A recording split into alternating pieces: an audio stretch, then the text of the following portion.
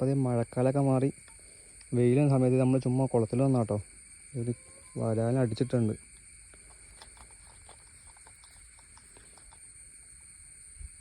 പാലിക്കട അടിക്കോട്ടെ അടിച്ചു കേട്ടോ, ഒറ്റയ്ക്ക് കൊണ്ട് എടുക്കാൻ പറ്റണില്ല.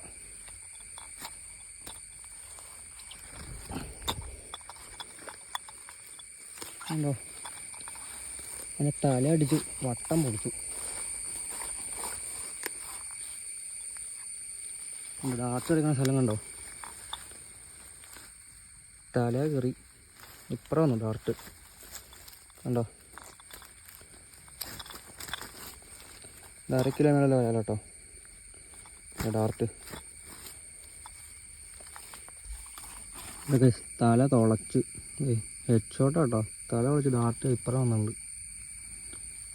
1.5 കിലോ കഴിഞ്ഞാൽ വരാമല്ലോ.